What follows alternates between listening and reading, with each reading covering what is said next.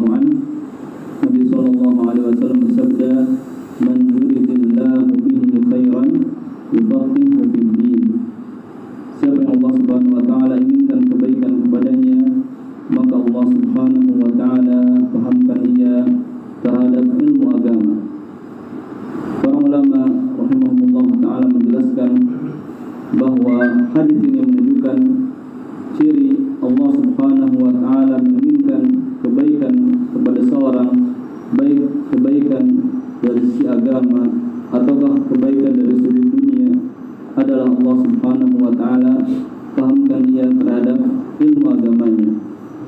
Dan mafhumul mukhalafah, kebalikan dari hadis ini, bahwa orang yang menjauh dari ilmu agama Allah Subhanahu wa taala, maka ini pertanda Allah Subhanahu wa taala tidak menginginkan kebaikan kepadanya. Apabila Allah Subhanahu wa taala tidak menghendaki kebaikan kepada seorang, maka bagaimana kebaikan akan sampai kepadanya? Maka hadis ini mendorong kita untuk mempelajari ilmu agama Allah Subhanahu wa taala dan peringatan dari menjauh dari ilmu agama. Dan ilmu yang diperintahkan dan yang dipuji dalam Al-Quran maupun hadis adalah ilmu agama, Dan ilmu agama menuntutnya adalah kewajiban, sebagaimana dalam hadis Anas dari Ibnu Majah, "Talabul ilmi fardhatun ala kulli muslim." Menuntut ilmu merupakan kewajiban atas setiap muslim. Dan ilmu yang dituntut adalah ilmu yang bersandar kepada Al-Quran dan hadis Nabi sallallahu alaihi wasallam.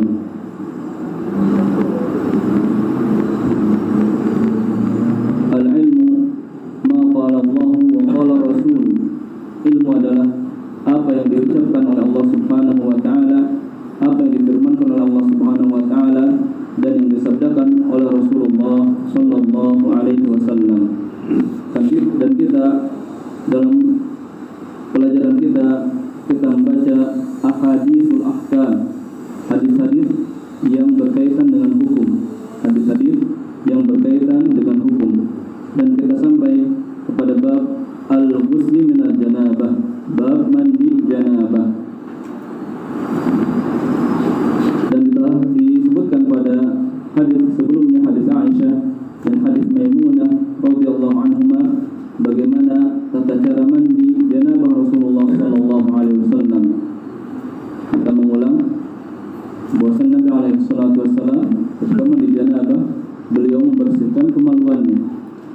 Kemudian setelah itu beliau mencuci kedua tangannya.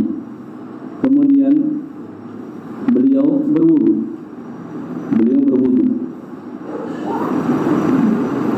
Dalam hadis Aisyah, beliau berwudu sampai akhir.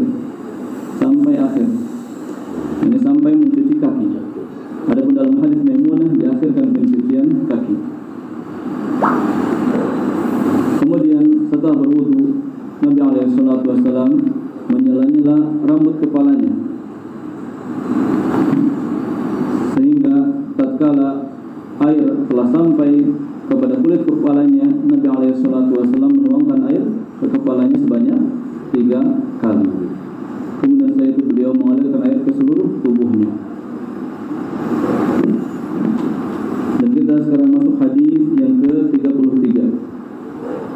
An Aisyah radhiyallahu anha qalat, "Kuntu aghsilu al-janabata min thawbi Rasulillah sallallahu alaihi wasallam fayakhruju ila as-salati wa inna buq'al ma'i fi thawbihi."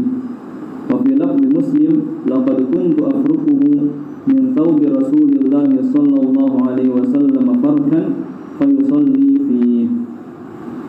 Dari Aisyah radhiyallahu anha, beliau mengatakan, aku mencuci janabah, ini bekas janabah dari pakaian Rasulullah sallallahu alaihi wasallam.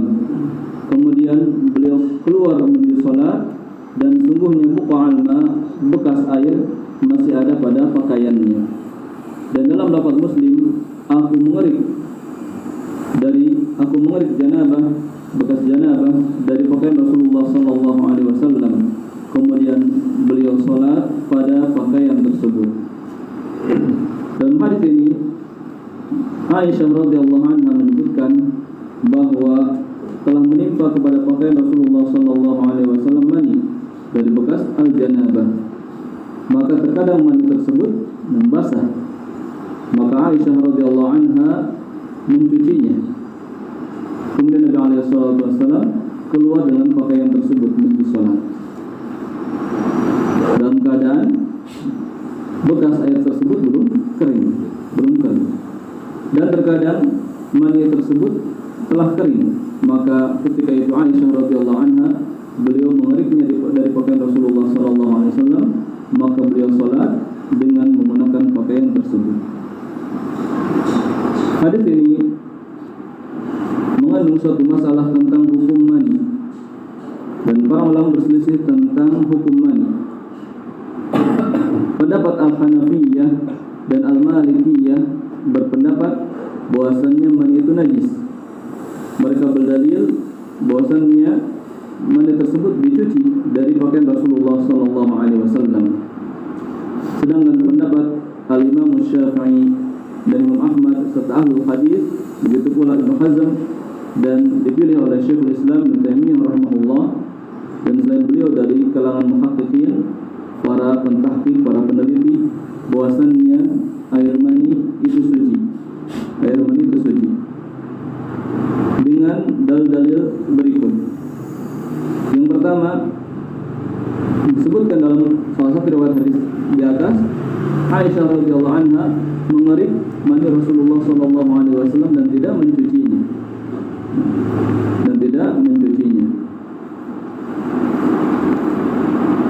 Kalau seandainya mani itu najis, tidak mungkin cukup dengan dikering. Misalnya harus dicuci. Yang kedua, dalil yang kedua, bahwasannya mani merupakan asal dari seorang, dari manusia, dan manusia hukumnya apa? Suci. Seorang manusia itu suci. Maka suatu yang seorang berasal darinya itu berarti suci. Dan yang ketiga, dalil yang ketiga, Nabi alaihi salatu wasallam tidak datang dari beliau perintah untuk mencuci bekas mani. Tidak seperti najis, maka menunjukkan mani itu suci. Adapun dalam hadis ini Aisyah radhiyallahu anha, dalam salah satu riwayat hadis ini Aisyah radhiyallahu anha mencucinya, ini tidak menunjukkan itu najis. Tidak menunjukkan itu najis. Namun ini untuk membersihkan.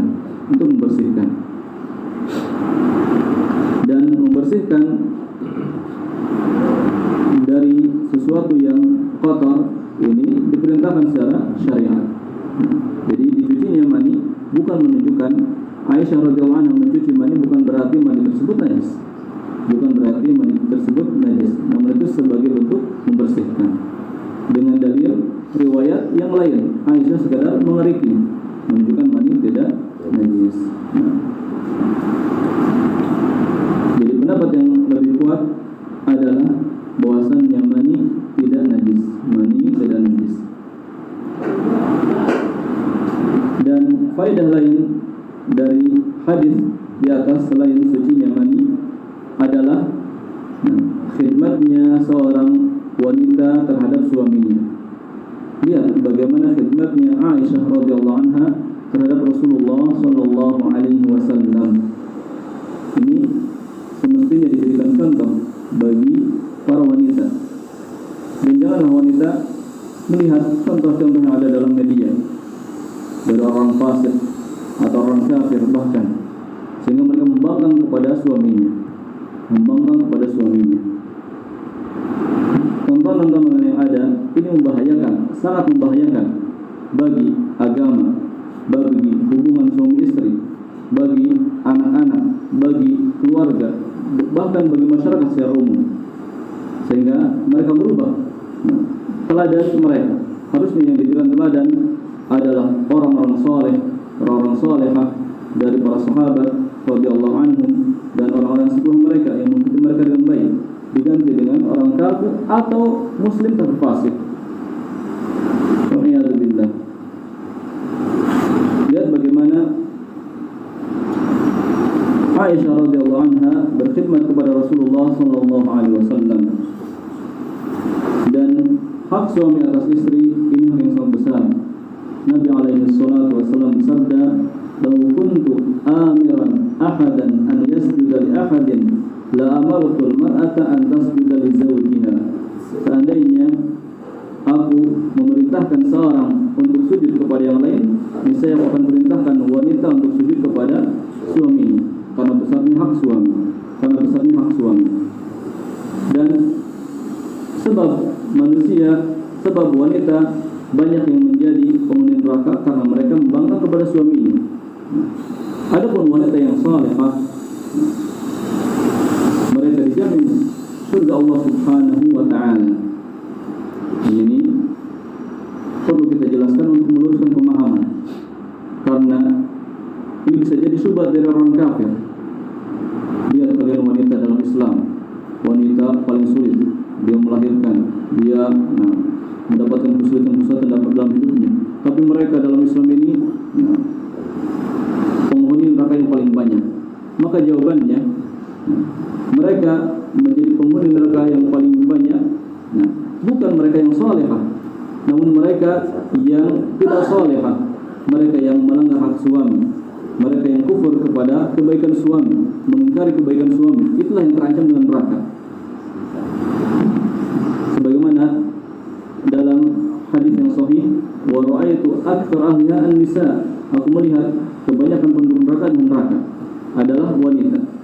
Ketika ditanyakan kenapa mereka kufur, apakah mereka kufur kepada Allah, maka Nabi alaihi salatu wasallam menjawab, yakfurnal ashir wa yakfurnal ihsan. Bukan mereka kufur kepada Allah, tapi mereka kufur terhadap kebaikan dan kufur terhadap suami, yakni tidak taat kepada suaminya. Adapun wanita yang menjaga ibadahnya yang wajib terutama dan mentaati suaminya, maka Allah Subhanahu wa taala siapkan bagi mereka surganya. Nabi sallallahu alaihi wasallam bersabda, "Idza shallatil mar'atu khamsaha wa shamat shahraha wa hafizat farjaha wa ata'at ba'laha qila laha udkhulil jannata min ayyi abwabil jannati tsamaniyati syi'ti." Apabila seorang wanita salat 5 waktu, saum di bulan Ramadan, menjaga kehormatannya dan mentaati suaminya, cukup 4 perkara, sangat mudah. Salat 5 waktu, saum di bulan Ramadan, menjaga kehormatannya, dan mentaati suaminya, maka akan dikatakan kepadanya, masuklah engkau ke dalam surga dari pintu surga yang 8, dari pintu yang manapun yang kamu inginkan. Lihat bagaimana agungnya kedudukan wanita dalam Islam, agungnya kedudukan wanita dalam Islam, dan bagaimana mudahnya mereka masuk surga Allah Subhanahu wa taala dengan menjalankan hak Allah yang wajib dan mentaati suaminya. Mereka akan masuk surga Allah Subhanahu wa taala. Maka hadis ini sebagai contoh dari sahabiyah yang mulia Ummul Mukminin Aisyah radhiyallahu anha, bagaimana kebaktian seorang wanita terhadap suaminya, bagaimana mereka berbakti kepada suaminya. Kemudian hadis yang berikutnya, hadis ke-34, hadis Abi Hurairah radhiyallahu anhu, anna Rasulullah sallallahu alaihi wasallam qala, idza jalasa baina syu'abiha al-arba'i thumma jahadaha faqad wajaba al-ghusl, thumma jahadaha wajaba al-ghusl, wa fi lafdhi Muslim wa illam yunzil. Kata Rasulullah sallallahu alaihi wasallam, apabila seorang laki-laki duduk di antara cabang istrinya 4, kemudian dia menggaulinya, maka wajib mandi. Dalam lafaz Muslim, walaupun tidak keluar mani,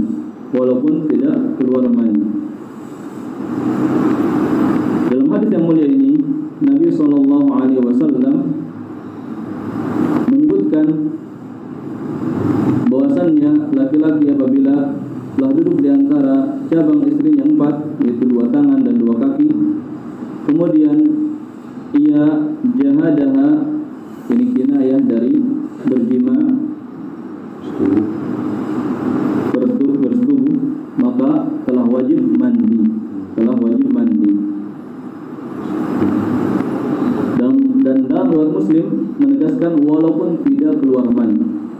walaupun tidak keluar mani. Dalam hadis ini Nabi SAW menjelaskan kapan atau ukuran wajibnya mandi ketika bersetubuh. Ukuran wajibnya mandi ketika bersetubuh, yaitu ketika seorang suami memasukkan pucuk zakarnya kepada kemaluan istrinya.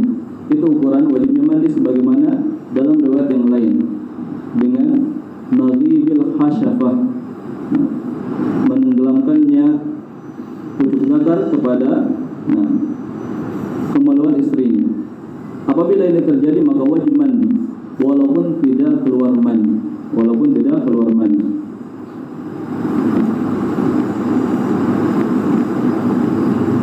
Dan hadis ini menghapuskan hadis Abi Sa'id Al-Khudri, al-ma'u minal ma', air itu dari air. Ini wajibnya mandi kalau keluar mani. Hadis ini menghapuskan hadis Abi Sa'id Al-Khudri radhiyallahu anhu, air itu dari air, yakni wajibnya mandi kalau keluar mani. Ini dihapuskan dengan hadis ini. Hadis ini menjelaskan kalau terjadi jima dan suami telah menenggelamkan pucuk zakarnya pada kemaluan istrinya, maka wajib mandi walaupun tidak keluar mani.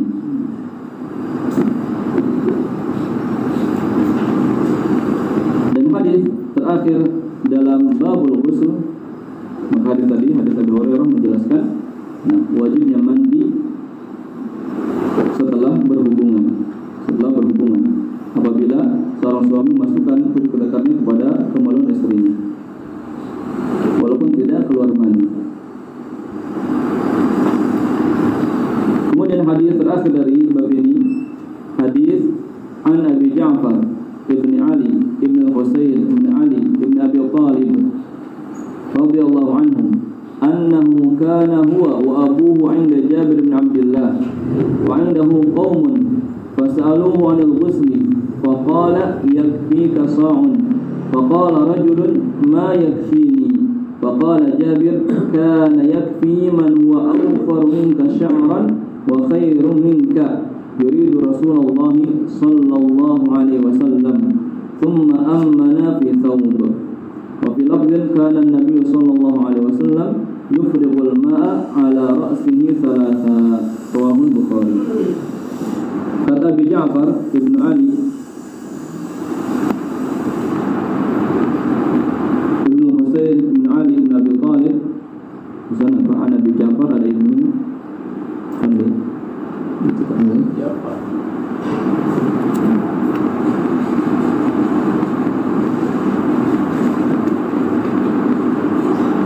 Muhammad bin Ali. Dari Abi Ja'far, nama Abu Ja'far ini adalah Muhammad ibn Ali ibn Husain ibn Ali ibn Abi Talib radhiyallahu anhu.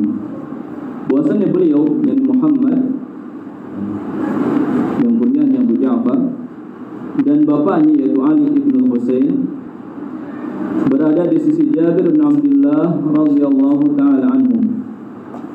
Dan ini menunjukkan bagaimana hubungan baik antara sahabat Rasulullah sallallahu alaihi wasallam dengan alul bait. Alul bait di sini Muhammad bin Ali bin Husain dengan bapaknya yaitu Ali bin Husain, anaknya Husain, duduk bermajlis mengambil ilmu dari sahabat yang mulia Jabir bin Abdullah radhiyallahu taala anhum. Ini menunjukkan bagaimana hubungan baik antara para sahabat dengan alul bait, dengan keturunan Nabi alaihi salatu wassalam. Tidak seperti yang diklaim oleh orang Syiah. Orang Syiah mereka mengkafirkan seluruh sahabat kecuali Ali dan keturunannya dan segelintir orang dari para sahabat. Selain itu mereka kafirkan. Bahkan mereka mengatakan mengkafirkan Abu Bakar, mengkafirkan Umar, mengkafirkan Aisyah, mengkafirkan Hafsah, sahabat-sahabat yang mulia, sahabat-sahabat yang mulia. Maka dalam hadis ini terdapat bantahan kepada orang Syiah. Wa indahu qaum, dan di sisi Jabir terdapat suatu kaum. Maka mereka bertanya kepada Jabir tentang mandi. Ini menunjukkan disyariatkannya bertanya kepada orang yang berilmu ketika mereka tidak mengetahui. Allah Subhanahu wa taala berfirman, "Fas'alu ahlan dzikri in kuntum la ta'lamun." Tanyakan kepada orang yang berilmu jika kalian tidak mengetahui. Faqala, maka Jabir mengatakan, yakfika sa', dalam mandi janabah cukup bagimu satu sa'. Satu sa' itu 4 mud. 4 mud ini 2 kepalan tangan orang dewasa. Ini 1 mud. Berarti satu sa' 4 kali ini. Sedikit atau banyak? Sedikit. Cukup bagimu satu sa' untuk mandi. Paling mungkin 1 liter. Sedikit. Kita ambil tangan dengan 2 telapak tangan kita kali 4, itu 1 sa'. Cukup bagimu 1 sa'. Karena Nabi SAW beliau mandi dengan 1 sa' atau 5 mud, 5 kali kedua telapak tangan orang dewasa, atau 1 sa', 4 kalinya, 4 kali telapak tangan orang dewasa. Sangat sedikit. Dan Nabi SAW berwudu dengan 1 mud, dengan 2 telapak tangan orang dewasa. Sangat sedikit. Dan kita bisa melakukannya. Kita bisa melakukannya. Ini menunjukkan tadi kita hemat dalam menggunakan air dalam bersuci.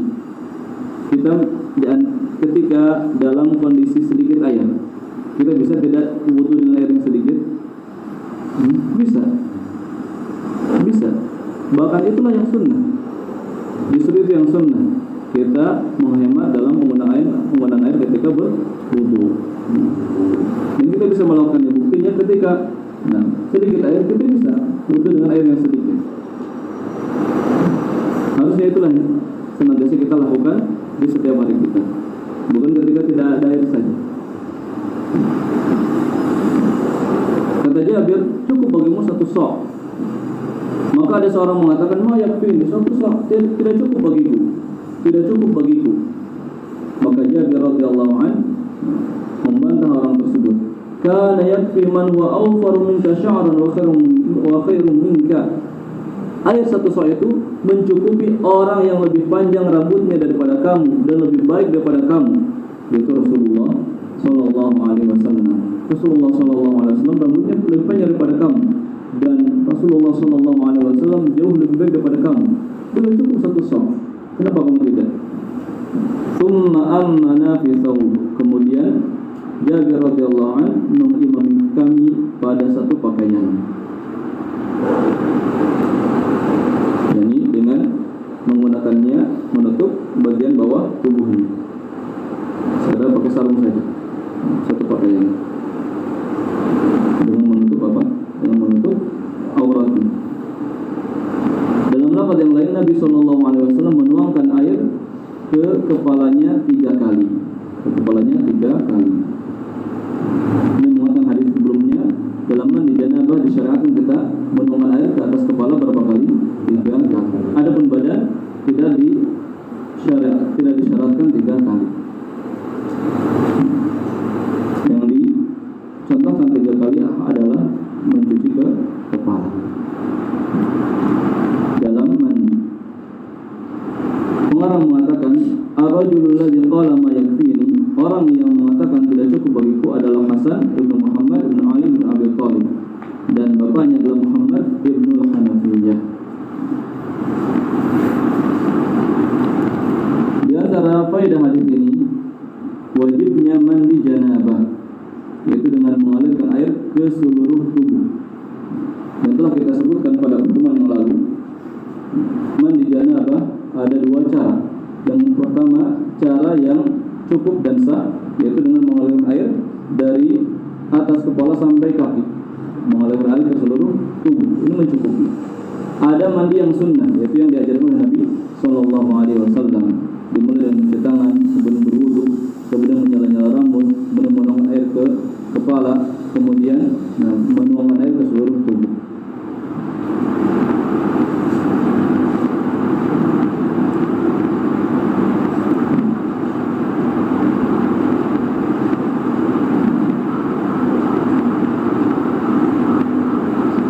Kemudian faedah yang kedua dari hadis ini, disunnahkannya menghemat dalam penggunaan air dalam bersuci.